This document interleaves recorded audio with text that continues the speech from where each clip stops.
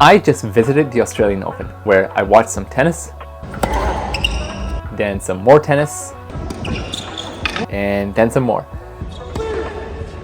Let me tell you what I liked about it and what I did not, so you can decide for yourself whether it's worth making the long trek down under. This is disgusting, disrespectful, and really jerkish behavior. I've never really seen it so bad anywhere else. We saw it so often that it really soured our perception of Australians. That's so harsh. Whatever, I don't regret saying any of it. It's true. It's true! Is it not? Yes, exactly, it's my video, I can say whatever I want.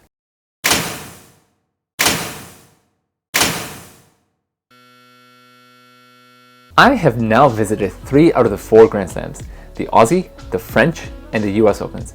I've also visited Indian Wells in California, the National Bank Open in Canada, which used to be called the Rogers Cup, and the Dubai Tennis Championships. That's a nice breadth of the kinds of tournaments that the average person would attend, so you can trust that I know what I'm talking about. I'll break this video down into 2 parts.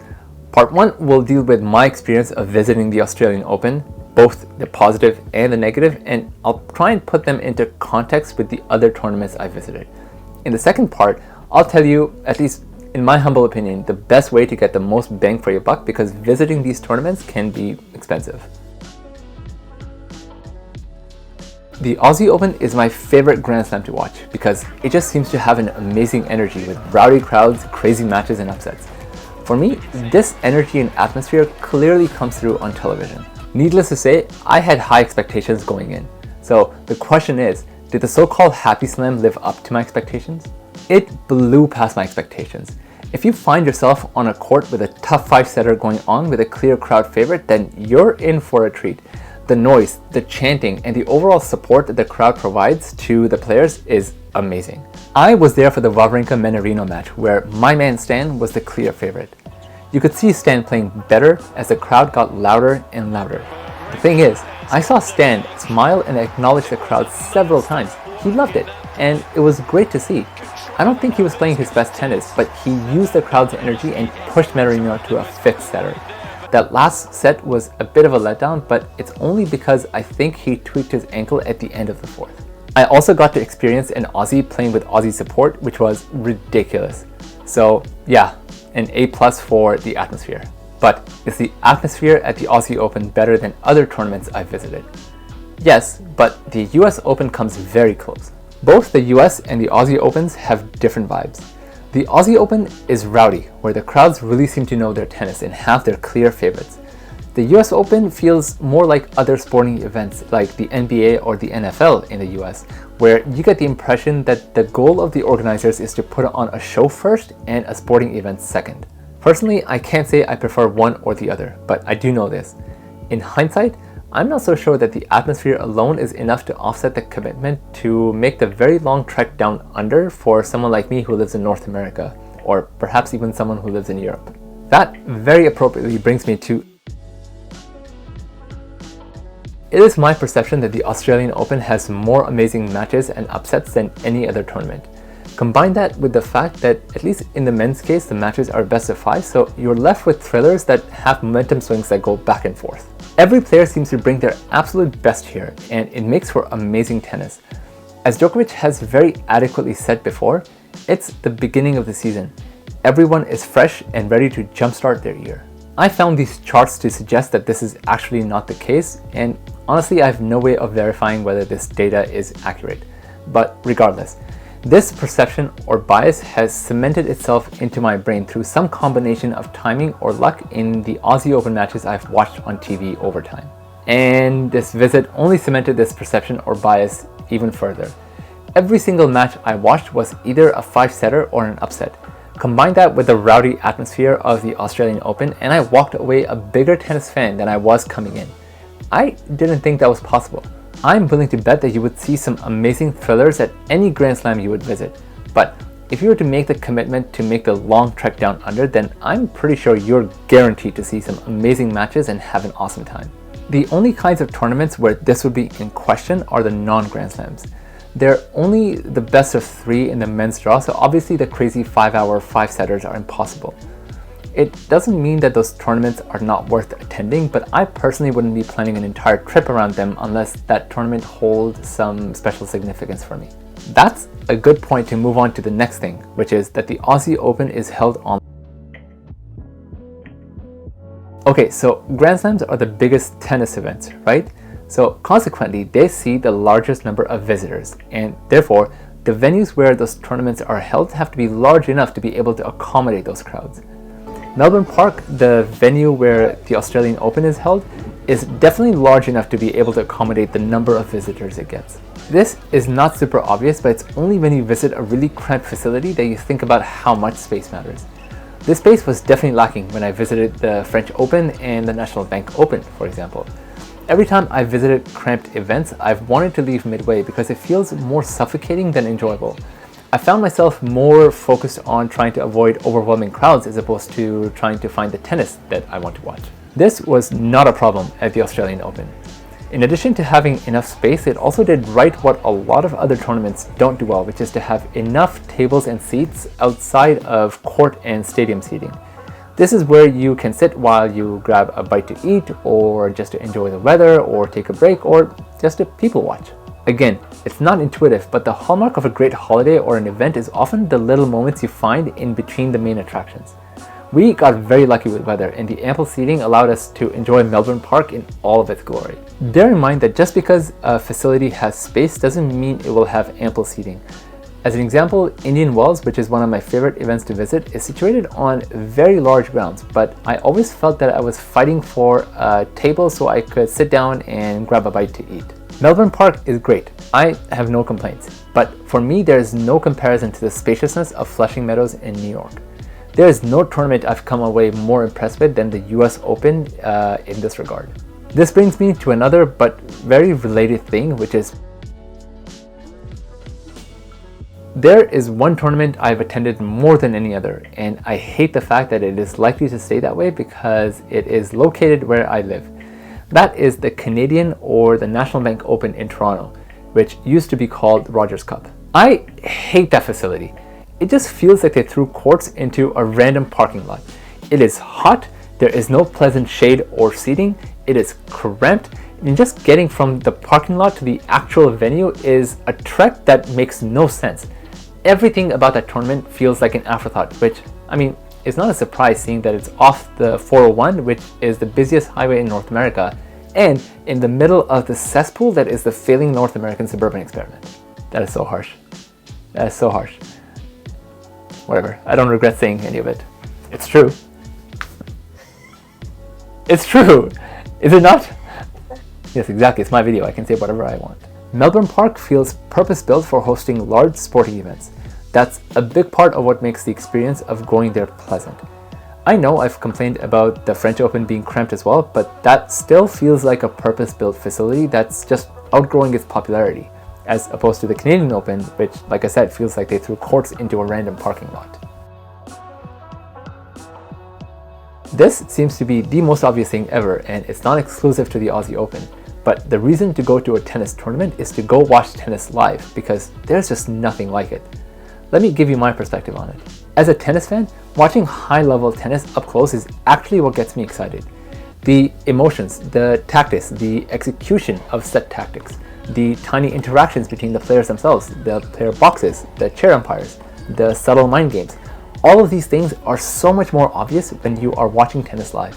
Maybe I'm in the minority, but I find it really hard to catch these things on TV. I'm not one for highlights, but I really like to just sit down and watch a match from beginning to end because I'm interested in seeing why and how a player makes it through. Watching tennis live makes all of this effortless. Here's an example. I watched the Eubanks-Rublev second round matchup on John Cain Arena, and it was really obvious that Rublev attacked the shit out of Eubanks' single-handed backhand on return games.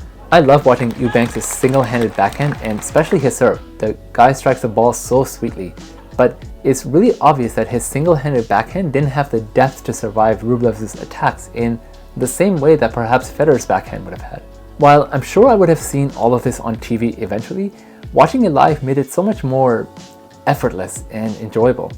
this has only made me more committed in my view that the way tennis is presented on TV is clearly lacking. I've got a video about this in the works, so stay tuned, but just to give you guys a tease, it's 2024. How hard is it to show matches from court level? I realize this is subjective, but I find top-down views horrible because they show very little perspective about the flight of the ball. From the lack of stats to the non-existent in-game analysis to lackluster commentary to no good way of watching WTA matches, I can't help but feel that tennis on TV is in need of an overhaul. Okay, so having said all that, would I plan another trip around the Aussie Open specifically? The answer for me is no, especially now that I've been once already and crossed it off my bucket list. That's because the US Open is right around the corner for me, and it does more things right than the Aussie Open. So let's get into what I didn't like so much about the Aussie Open, but please bear in mind that some of these things are common at other tournaments too. Look at this map of Melbourne Park, specifically this area where some of the smaller courts are. The areas that are highlighted in gray are the seating for those courts. Do you see something missing? Exactly. There is no head-on seating for these smaller courts. I prefer to pay for good seats when I go watch tennis live. My non-negotiables are that my seats have to be a mostly head-on view and close enough to the front row where I feel like I get a view that I wouldn't normally get on TV. That basically eliminates any seat that causes any of the lines to be hidden behind the umpire's chair, and any seat that's further than 10 rows up from the front row. I don't always get this, of course, because I'm one of many people who clearly have the same preferences and are competing for a limited number of seats. But I cannot stand side seating. It gives me a headache from having to move my head back and forth from one side of the court to the next. I hate it so much that had I been given free tickets to the 2017 Australian Open final between Federer and Nadal, and known in advance that it was going to be a 5-set thriller, I would have still turned them down and preferred to watch on TV instead. So the fact that the only way to get this sort of seating is to pay up and compete for a much more limited number of seats than normal really feels like a kick in the you-know-what. I'm actually low-key glad that I wasn't my usual nerdy self and planned this trip down to a T, because had I known in advance that this was going to be the case, I might not have chosen to go. Just to be clear, I'm not complaining about having to pay up for the kind of seating I like. What I'm complaining about is the number of such seats, of which I see plenty of at other tournaments, especially on the smaller courts. I expect myself to see a fair number of matches on these smaller courts, as I have done at basically every other tournament. But I didn't at the Aussie Open, and it took away from my experience to quite some extent, because the smaller courts are what makes visiting a tournament worthwhile to me. This is something I'll talk about a bit more later in the video. So if you're like me and see this as a non-negotiable, I would think long and hard about making the commitment to travel down under, especially if you're planning this trip around the Australian Open. Australia ranks pretty high on solar irradiance, which in plain English just means how intense the sun feels. It's hard to describe high solar irradiance because you just have to experience it to know how harsh it can be. But let me try and describe it to you anyway. The sun in Australia feels piercing, as if you're being attacked by 1,000 hot knives that don't just harm your skin, but cut through deep into you. It is extremely unpleasant and distinctly different from the really hot places that typically come to mind, such as Dubai, where the sun's intensity feels more like you got too close to a campfire. I associate this piercing solar radiation with places that have really low population densities and really good air quality that is smog-free. So in addition to Australia, the only other places where I've experienced this is snorkeling in Hawaii and canoeing in northern Canada. And as a brown-skinned person that tans easily, those are the only places I've gotten burnt in the same manner as someone with Caucasian heritage would.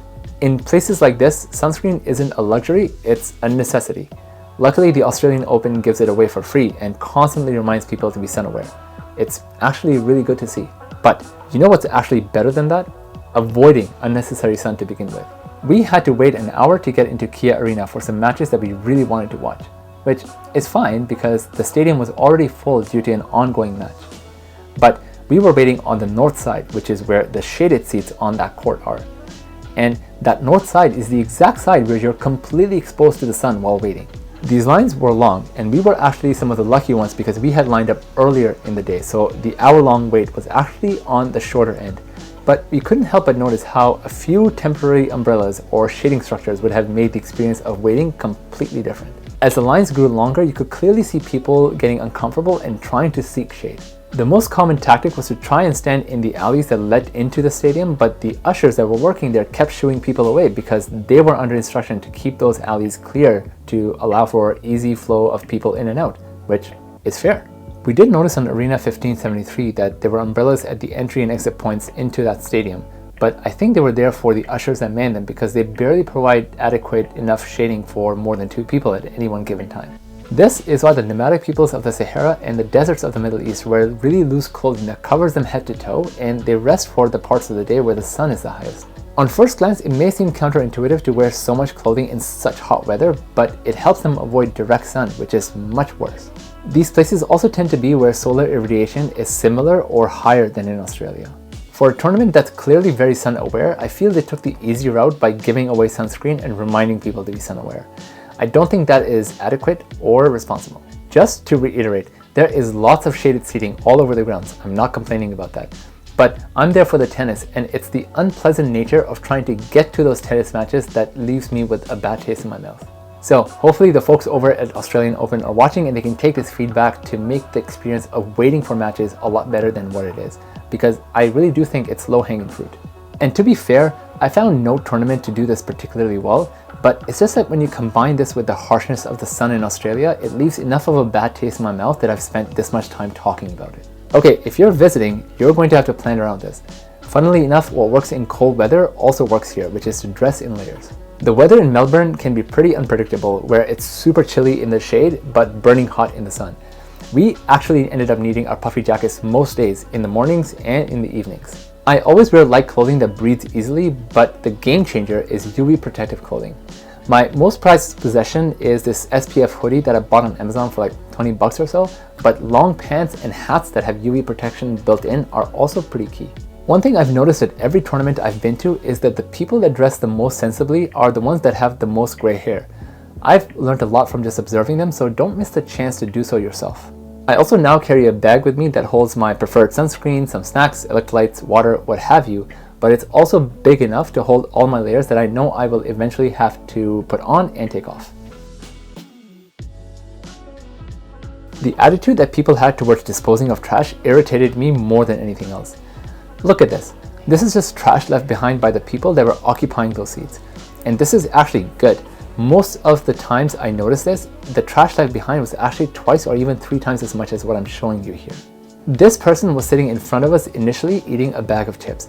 She later moved down one row because those seats had been vacated, but before she did that, she emptied her bag of chips and just tossed it aside.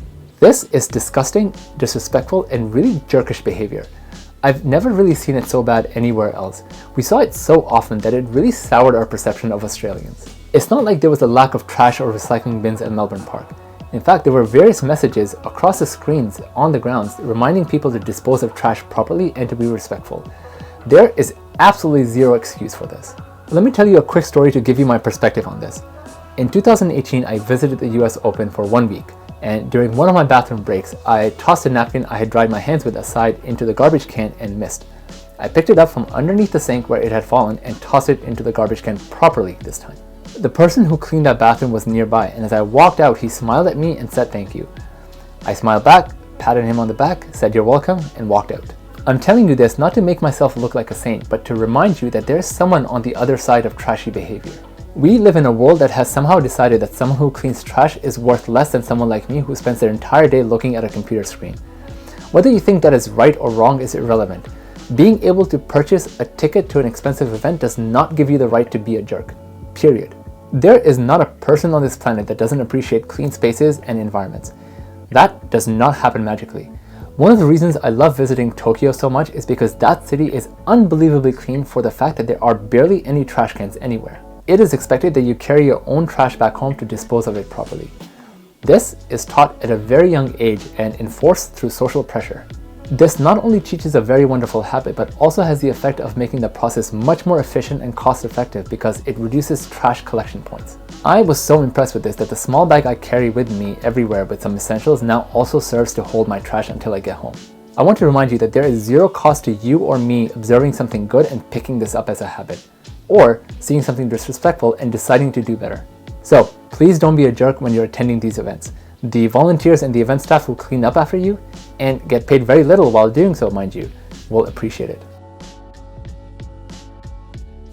The Australian Open did this better than any other tournament I've been to, but in general, the food at tennis tournaments is terrible. I understand that palates and preferences are subjective, but I think one opinion that other visitors would share with me is that the quality of the food does not match the price being charged for it. To me, the food feels similar in quality to freezer pizza, but the prices that are being charged for it are at least twice as much as what you would pay for a good meal at a restaurant. To me, the priority seems to be to provide the most number of calories at the lowest possible cost, but to charge the highest possible price. I realize that there are proper sit-down places on the grounds to grab a meal, but it would cost an arm and a leg, and moreover, I'm there for the tennis. I just want to grab a bite to eat and get back to the matches that I came there for. North American tournaments are the worst in my opinion, and no one more so than the US Open. I remember this clip being shown on TV once as they were about to cut to commercial, where they showed a woman dunking chicken tenders in Coke before she ate it, and John McEnroe commenting, "Oh, well, that's one way to do it." But having been there, I know why this is the case. It's because they're so dry, cardboardy, and tasteless is that you need to dunk them into whatever fluid you have at your disposal to make them edible. Another thing that really irritated me, Melbourne is known for having amazing coffee, and after having tried lots, I wholeheartedly agree. But the coffee served at this venue is at best a piss poor excuse for a hot drink, and that is a shame. What I'm advocating for is a better average culinary experience. I would spend more, way more, if only the food was better. The thing is, every tennis tournament I've been to has lost out on my dollars because I've now made it a mission to spend as least as I possibly can once I'm on the grounds. I prefer to have a big meal before arriving, pack a lunch or some snacks if the tournament allows for it, and then find somewhere decent to eat once I've left the grounds. I recommend you folks do the same. Okay, so you've listened to all of this so far and you're in. You want to go to the Australian Open or any other Grand Slam or tournament for that matter.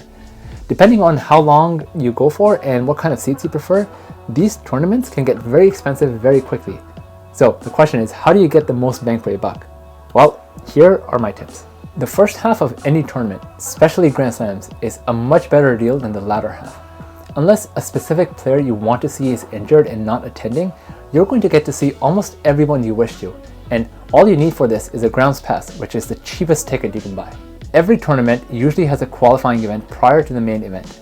This is where the lower ranked players battle to get into the main draw.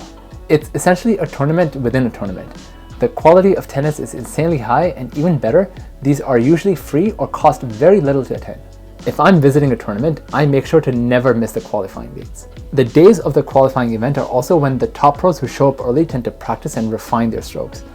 A lot of them play practice sets, and you may get treated to some matchups that normally you would have to pay hundreds of dollars for to see on a show court. This, for me, is another reason to prioritize the qualifying event over everything. Again, this is normally free or costs very little to attend.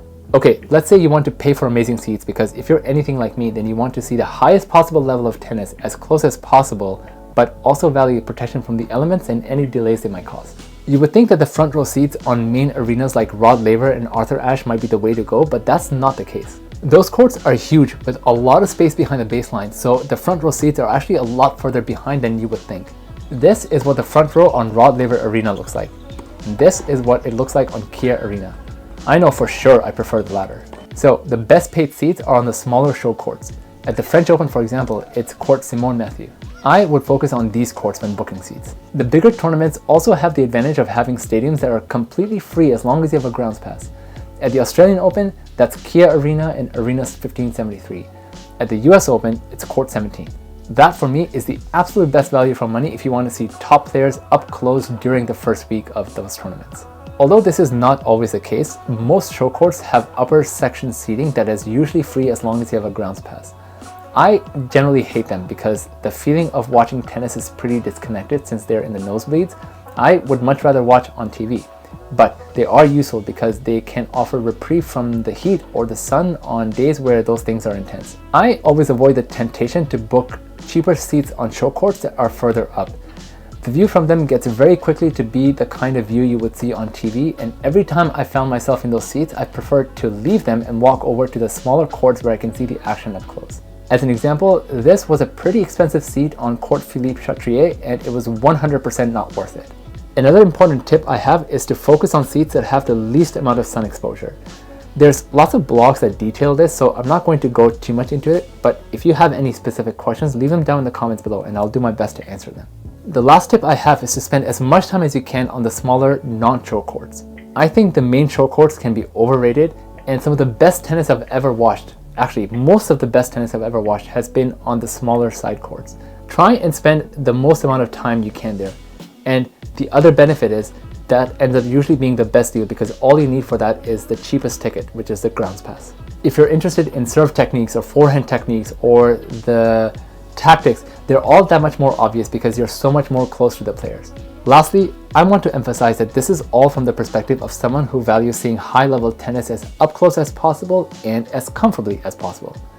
You may value different things, and that's okay, but the key thing is to visit these tournaments and figure that out for yourself. And even more importantly, don't forget to have a good time. Okay, so that's it from Sweet Spot on Vacation. See you in the next one.